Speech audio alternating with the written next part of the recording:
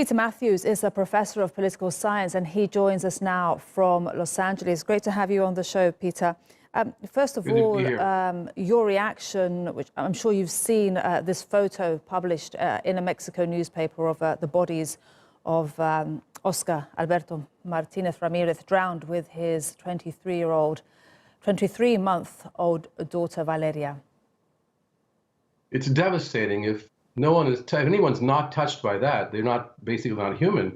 It wants to make you cry to see that father and daughter trying to, find refuge and having to die this way. It's just horrendous. In fact, if anything, we should be aiding these people to be able to come in, apply for asylum or apply for a status, and they should be getting more immigration judges, more humanitarian facilities, and that's why that $4.5 billion bill was passed. But there's still some concern as to whether or not that's going to be used wisely, if the president will even sign it. It may not even be used wisely. It may be used for the wrong things, for raiding, for immigration raids. It has to be mainly for humanitarian purposes.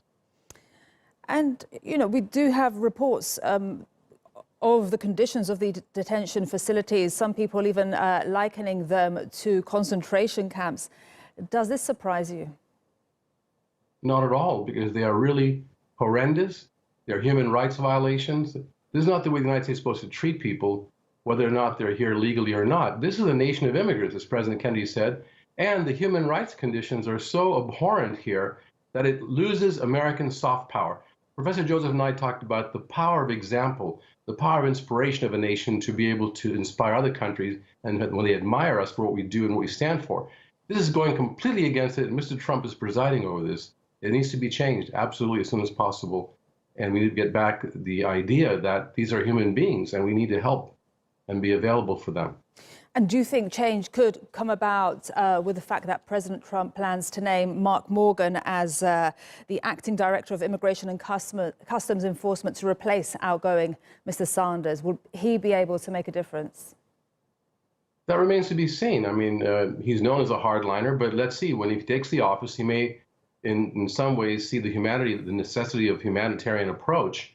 And I hope that Mr. Morgan does see that and changes the ways and gets more funding. Frankly, the CPB is overloaded, as so is the Border Patrol as a whole. They're underfunded and overloaded, and they need more funding and more support from the government. And that's how it'll make it easier and better for Mr. Morgan to be more humanitarianly oriented. That has to be done, though. Otherwise, we're going to lose our humanity. We're going to lose the American admiration in the world for what we used to stand for, and that's not going to be good at all for our national security or for human rights. And do you think that this picture emerging now could be a turning point, because it is so similar to the iconic photo of Alan Kurdi, the 3-year-old Syrian boy that was found dead on a Turkish beach? Do you think that this photo now of the father and his 23-month-old daughter could change public opinion, could even change Donald Trump? It will change some of the public's opinion who doesn't know how horrendous this is, because a photograph is worth 1,000 words. And this is a tremendously moving photograph for anyone with any kind of sense of humanity within them.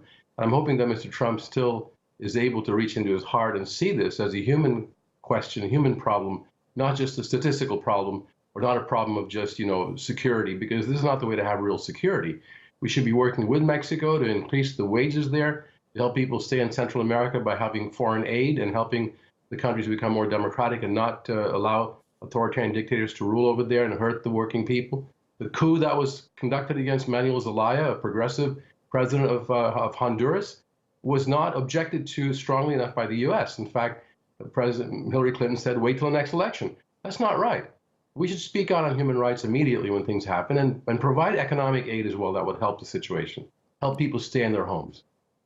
Professor Peter Mathews, thank you very much indeed for your time and